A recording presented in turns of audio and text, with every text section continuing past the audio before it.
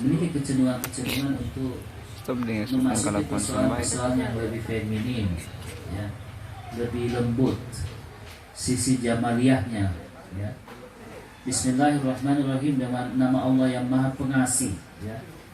Orang sangat tertarik dengan nama Allah yang pengasih itu, ya. Sisi kelembutannya, Ar-Rahman, Ar-Rahim. Semua yang kita lakukan selalu dimulai dengan nama yang feminin, nama-nama Tuhan yang feminin. Kita mau makan, memulainya dengan nama Tuhan.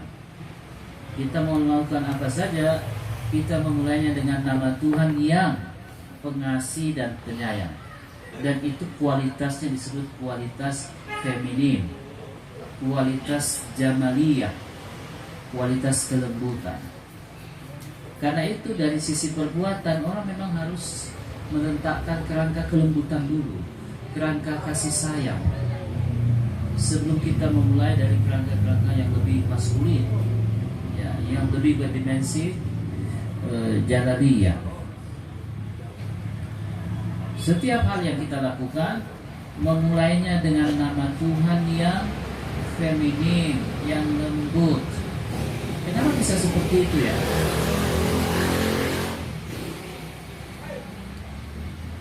Kenapa bukan dengan nama Allah yang Ghadab, yang Maha Pemarah? Kenapa dimulainya dengan nama Tuhan yang pengasih, penyayang? Artinya setiap tindakan kita dilandasi oleh nama-nama yang lembut, nama-nama yang pengasih, ya. Sisi jamaliyahnya, ya, sisi kelembutannya. Islam rahmatan lil alamin, ya. Kita masuk dulu tentu konteksnya, ya, kosmologinya, ya, sebelum masuk ke perempuannya, ya.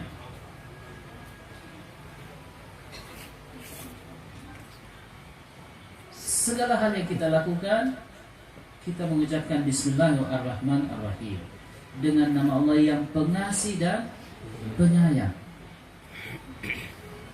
Jadi orang memulai, orang bertindak, orang beraktivitas, yang diangkat itu adalah sisi kelembutannya dulu, sisi jamaliyahnya dulu, sisi kasih sayangnya dulu.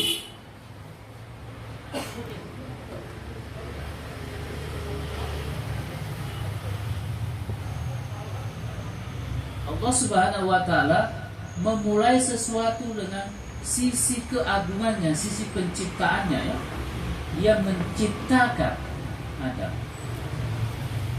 Gimana kita menangkap konstruksi penciptaan? Kita tidak punya gambaran ilmiah konstruksi penciptaan itu kayak apa.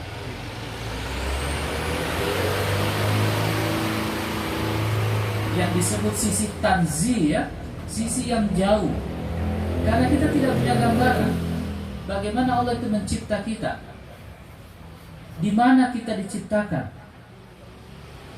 bagaimana kita diciptakan. Itu sisi tanzih, kekuasaan Allah Subhanahu wa Ta'ala yang menjadikan sesuatu itu jadi, dan kita tidak punya gambaran bagaimana proses terjadinya, kecuali dikatakan diciptakan Adam ala surati Adam, semua dengan gambarannya Adam. Adam itu kapan diciptakan? Tahun berapa? Ada tahunnya? Coba baca buku-buku sejarah 25 Nabi dan Rasul. Ada tahun atau sejarah atau waktu penciptaan Adam? Di mana diciptakannya?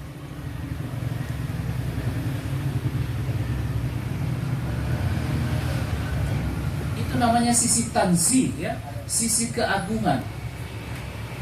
Sebagai orang yang beriman, sebagai orang meyakini agama, itulah gambaran-gambaran tanzih di mana kita tidak bisa menangkapnya karena keterbatasan kita. Itu sisi tanzih, ya, sisi yang sangat jauh. Syahidallahu annahu la ilaha illa huwa. Hanya Allah saja yang bisa bersaksi tentang dirinya. Sisi tanzih, sisi yang sangat jauh. Tetapi ketika Hawa diciptakan, itu sisi yang sangat dekat dengan jiwanya Adam. Bahwa Adam dan Hawa min nafsin wahidah, dari diri yang satu. Sangat dekat hubungannya antara Adam dan Hawa. Sangat dekat. Dari jiwa yang satu. Kalau ada dulu lagunya Anam, mantan suaminya Krisdayanti. Separuh jiwaku pergi, ya. Waktu dia pisah sama Krisdayanti, lagunya itu separuh jiwaku pergi. Separuhnya tetap, separuhnya pergi. Jadi jiwa itu nafs. Jiwa itu sesuatu yang berkaitan dengan diri manusia yang berisi dua hal. Nafs min nafsin wahidah. Sisi Adam itu adalah sisi jalaliyahnya, sisi keagungannya. Adam dicipta, ya, keagungan. Sisi jalaliyahnya. Tapi kemudian diciptakan Hawa di sisi Adam. Dan Quran di surah An-Nisa di awal-awal ayat menjelaskan bagaimana diciptakan rasa suka Adam kepada Hawa. Diciptakan Adam jalaliyah. Diciptakan Hawa di sisi Adam. Apa di sisinya? Rasa suka Adam terhadap Hawa.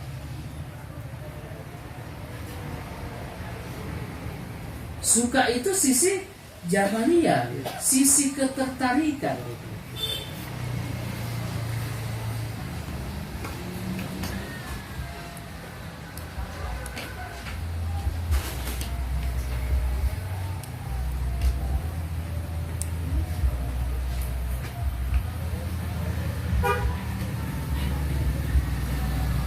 Karena pertanyaan-pertanyaan itulah kita tidak punya landasan ilmiah dari penciptaan Adam. Landasan ilmiahnya maksudnya kita tidak tahu, tidak mengerti, di luar dari batas-batas ilmiah, kapan, di mana. Kita nggak punya data-data ilmiah itu. Itu adalah sisi tanzih, sisi penciptaan Allah Subhanahu wa taala dengan kekuasaannya.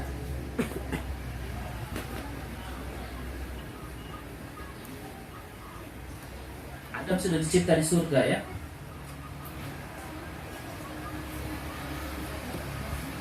Sudah di surga. Semua kenikmatan orang sudah di surga. Kenapa pula Adam alaihissalam memakan buah khuldi itu, ya? Dan yang menyebabkan dia keluar dari surga, kan?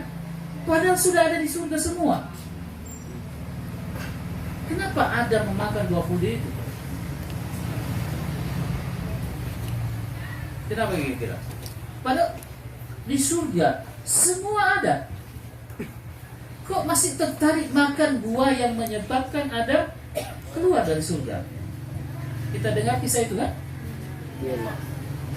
Kenapa Adam keluar dari surga? Coba kita masuk di surga, pasti kita sudah betah dan tidak mau keluar lagi. Kenapa Adam alaihissalam keluar dari surga? Ceritanya tahu kenapa keluar? Anda baca dalam Quran mengapa keluar? Bagaimana kisah keluarnya Adam dari surga? Ada pengaruh Hawa? Ada, nih? Besarnya pengaruh seorang perempuan dalam mengeluarkan seorang Nabiullah Adam dari surga. Jangan main-main yang perempuan. Adam alaihissalam sudah di surga. Adam seorang nabi. Karena pengaruh Hawa, Adam keluar dari surga.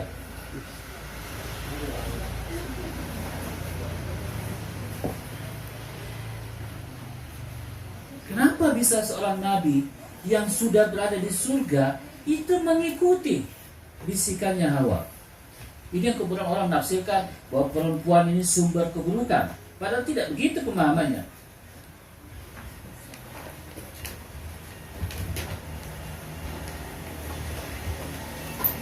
Yang kita dengar begitu, kan, ya? Silakan Anda baca Quran bagaimana kisah penciptaan Adam dan kemudian kisah Adam keluar dari surga. Ada pengaruh Hawa? Ada pengaruh Hawa ya? Ya. Bayangkan Adam alaihissalam, seorang nabi, sudah di surga, bisa keluar karena bisikan Hawa, seorang perempuan. Itu yang pertama. Yang kedua, Anda tahu Asia. Siapa Asia? Fir'aun. Seberapa besar kekuasaan Fir'aun? Setiap ada orang yang hamil, dibunuh anaknya, tidak boleh ada lagi. Tapi kenapa seorang Musa bisa selamat? Karena seorang perempuan Asia. Sebejat-bejatnya Fir'aun, dengan pengaruh Asia, Fir'aun tidak jadi membunuh Musa karena seorang perempuan.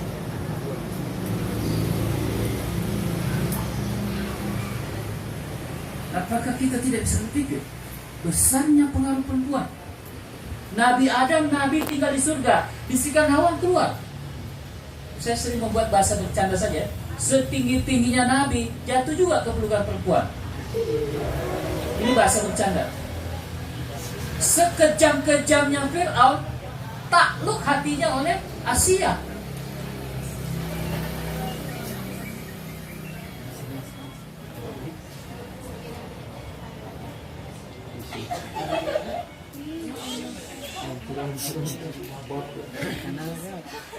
Anda kenal Maryam alaihissalam yang diabadikan namanya dalam Al-Quran sama dengan Asia binti Muzahir. Maryam bisa punya anak. Pertanyaannya, siapa bapaknya?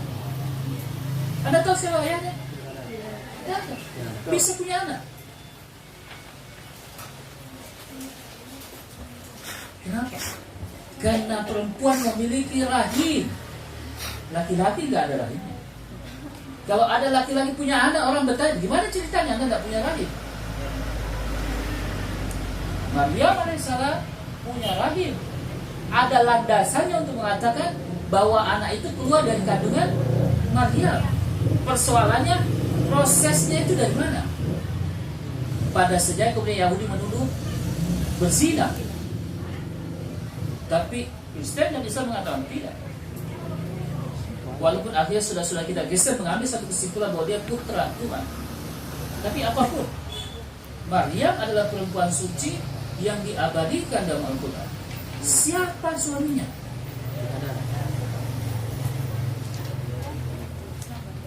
Anda bisa baca kisah Asia, Anda bisa baca kisah Adam dan Hawa, Asia dan Fir'aun. Kemudian Anda baca kisah Maryam, putri Imran. Bisa punya anak, seorang nabi. Siapa ayahnya? Kalian kenal? Quran mengabadikannya kan? Itu Maryam.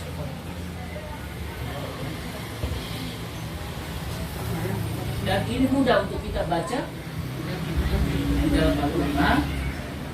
Silakan baca kitab-kitab tafsir penjelasan tentang ini.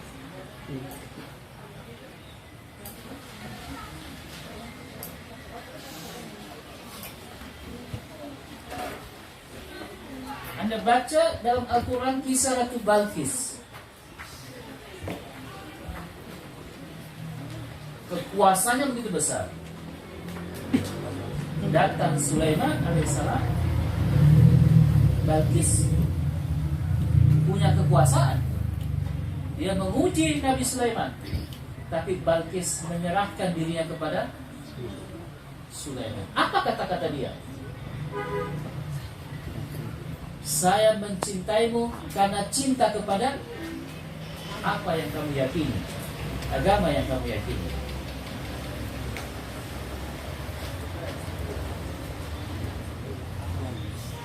Siapa yang tidak kenal kisah Ratu Balqis, Ratu Saba?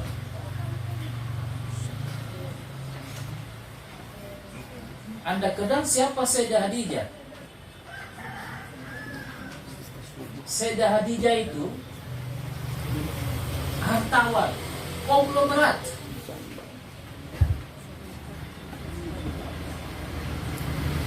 Kalau dia kulaan, kalau belanja dagangannya Sayyidah Khadijah itu 80.000 box, kayak mobil box kulaannya, 80.000 onta dagangannya Khadijah Al-Kubra.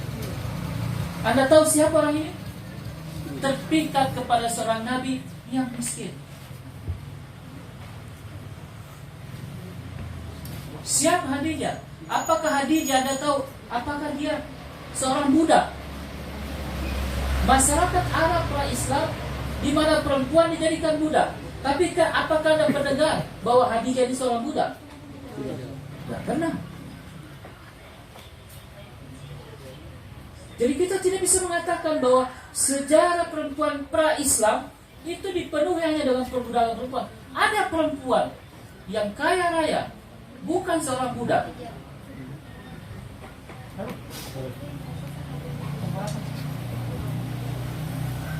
Siapa itu Khadijah?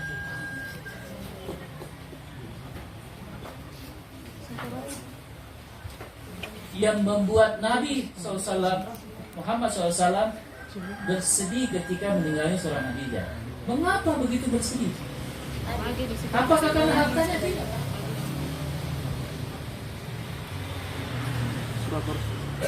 Ala kulli hal, secara singkat, kisah perempuan dalam Al-Quran perlu digali bukan saja sebagai perspektif sejarah, tapi kita juga perlu menggalinya dalam perspektif kosmologi. Maka pertanyaannya, seluruh kisah perempuan yang saya sampaikan secara singkat tadi, bagaimana perspektif kosmologinya? Apa itu kosmologi? Mengapa saya mendekatinya secara kosmologi?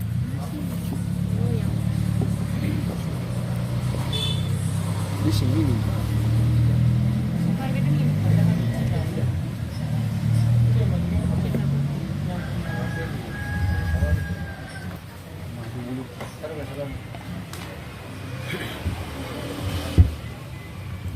Di dalam buku ini saya tidak menjelaskan secara khusus tentang kosmologi di dalam buku pertama ini.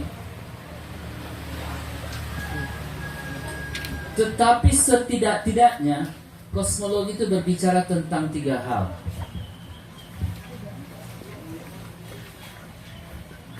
Kosmologi berbicara tentang alam,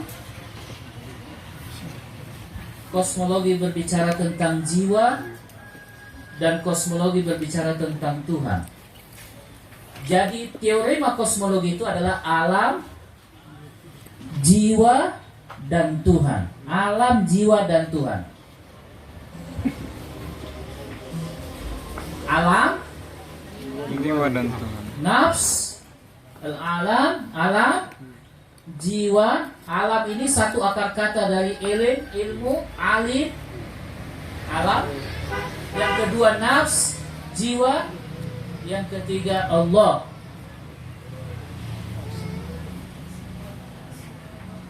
Alam, jiwa, dan Tuhan. Kira-kira begitu. Strukturnya tadi, sejarah perempuan. Saya menyebutkan beberapa nama kan ya. Dari nama-nama itu kita melihat besarnya peran perempuan. Anda mungkin bertanya, mengapa tidak ada nabi perempuan dalam Islam? Mengapa tidak ada nabi perempuan dalam Islam? Tentu ada alasan teologisnya, tapi alasan kosmologinya saja.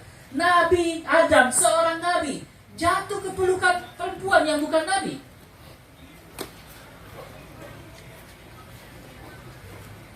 Seberapa besar kekuatan perempuan itu ya? Seorang Adam yang nabi jatuh ke pelukan Hawa yang bukan nabi. Perempuan bukan nabi saja sudah bisa gituin laki-laki. Asia bukan nabi, bisa menaklukkan Firaun.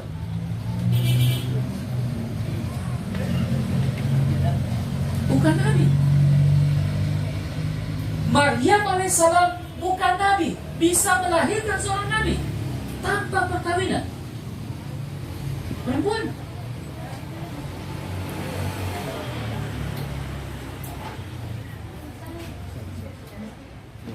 Khadijah Kubra bukan nabi.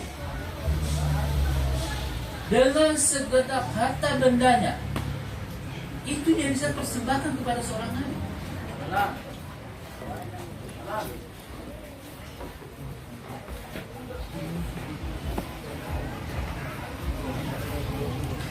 Dengan segala hal apa yang dia miliki, dia bisa jatuh ke pelukan seorang nabi yang miskin. Kenapa? Apakah nabi yang datang merayu Khadijah? Tidak. Siapa yang mengatakan cinta pertama kali? Khadijah.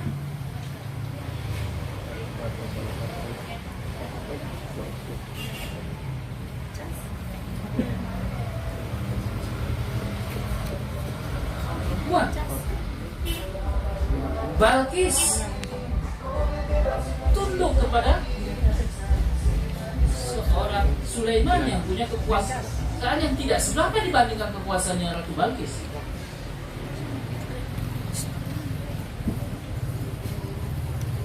Begitu kan perempuan ini?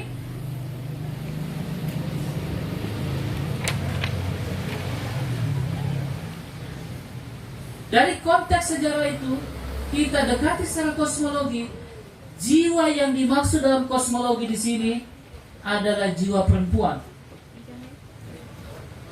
yang bisa menghubungkan antara Tuhan dengan manusia yang ada di alam ini. Siapa menghubungkan manusia yang ada di alam ini dari Tuhan kepada alam ini? Jiwanya Maryam.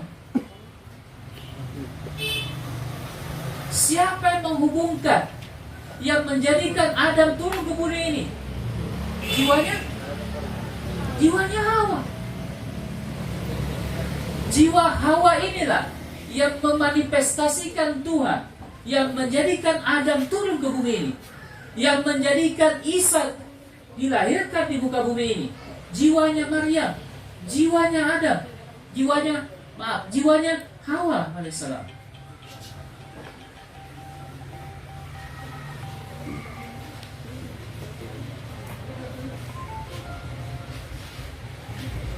Di dalam kajian kosmologi, isinya jiwa itu yang paling tinggi apa? Isinya jiwa yang paling tinggi.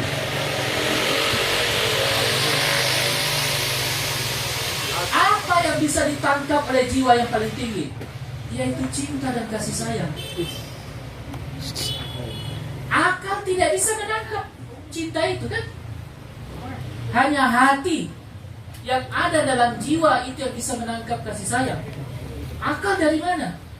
Akal itu dari Adam. Akalnya Adam jatuh ke hatinya Hawa. Akalnya Fir'aun jatuh ke hatinya Asia.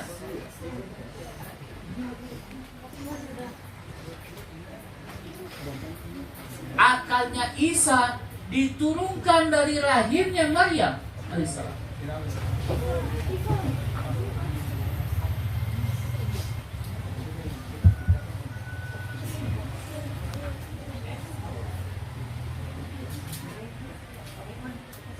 Dimengerti sampai sini? Maka jiwa yang dimaksud di sini dalam kosmologi adalah jiwa yang berisi jamalia, yang berisi kasih sayang. Min nafsin wahidah. Dikatakan min nafsin wahidah, hubungan antara siapa? Adam dan Hawa.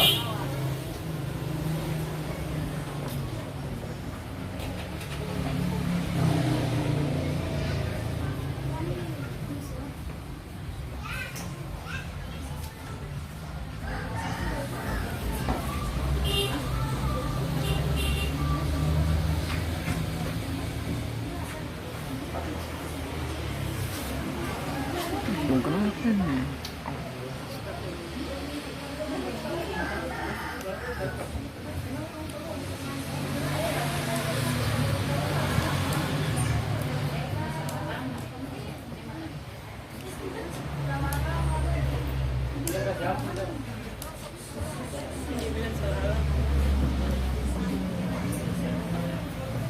lanjut lagi ya. Ya. Nunggu dulu pertukaran posisi. Sudah selesai.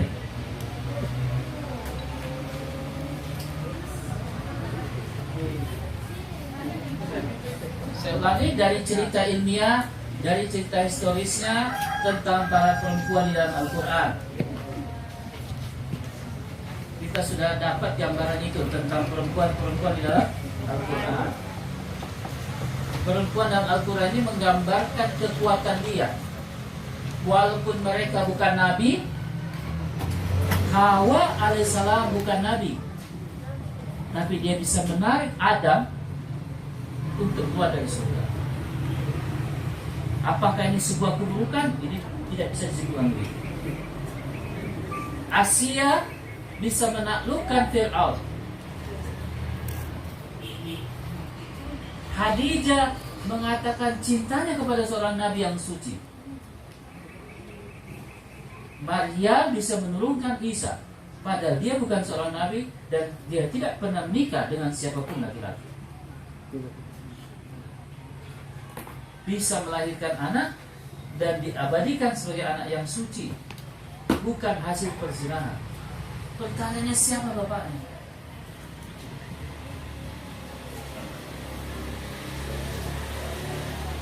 Apa ada yang diabadikan dalam Al-Quran seorang laki-laki yang mempunyai anak?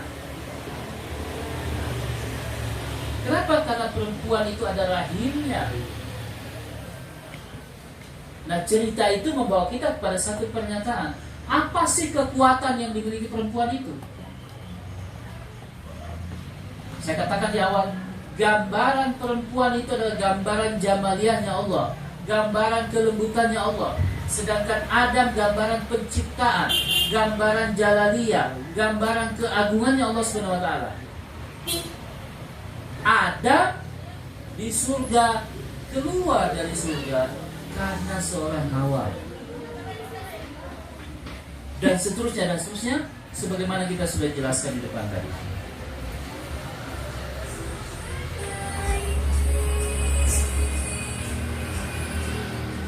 Daya tarik seorang perempuan adalah daya tarik yang berkaitan dengan cinta.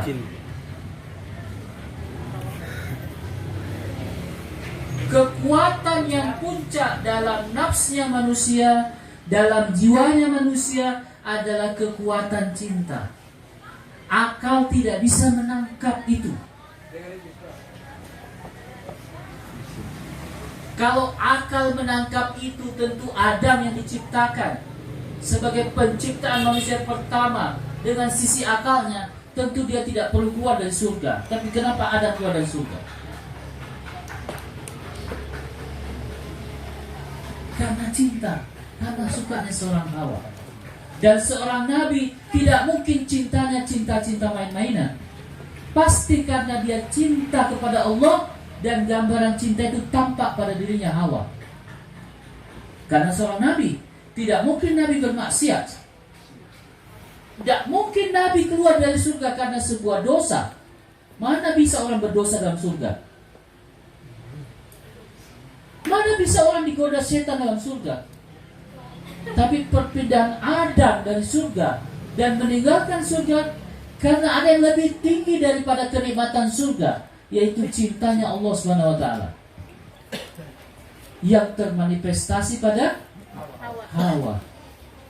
Itu yang dicari Adam. Dia tidak ingin hanya kenikmatan, semua ada. Apa artinya semua tanpa cinta? Coba Anda hidup dengan semua kenikmatan, tapi kalau bukan karena cinta, semua menjadi hampa.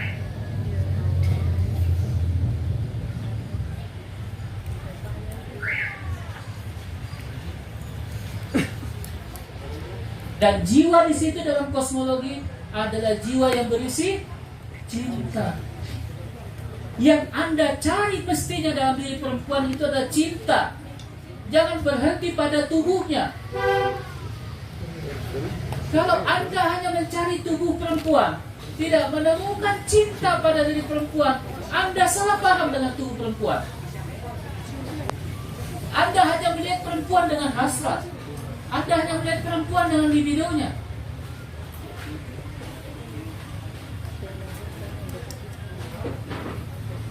Kalau Adam alaihissalam tertarik dengan Hawa hanya karena hasratnya, seluruh kenikmatan ada di surga.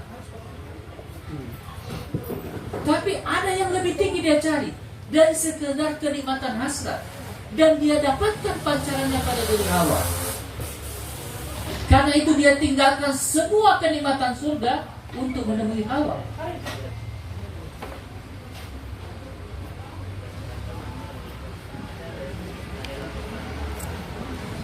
Ada yang lebih tinggi dari sekedar kenikmatan-kenikmatan surgawi, dan tentu kita ingin mendapatkan kenikmatan itu sebagai manusia, surganya Allah Subhanahu wa taala. Kita tidak mau neraka.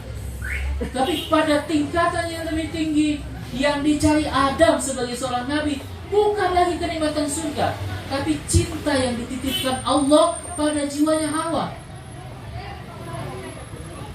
Apa sih isinya cinta itu? Sehingga Adam mau mengambil resiko meninggalkan itu. Kekuasaannya Fir'aun, semua bisa didapatkan Fir'aun. Apa sih isinya Asia?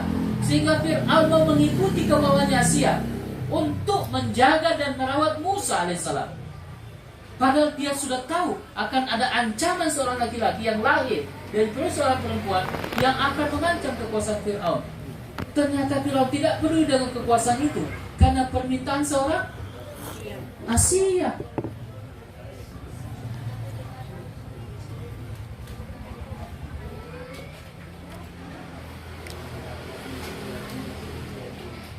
Apa yang dimiliki Maryam alaihissalam sehingga dia bisa melahirkan Isa yang agamanya agama Al-Masih, agamanya agama kasih sayang.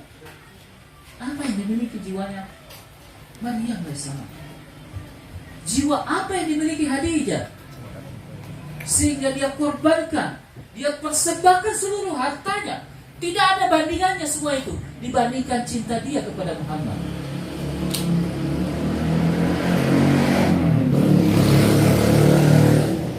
Mari kita ungkap ini cinta-cinta ilahiyah daripada sekedar cinta-cinta perasaan.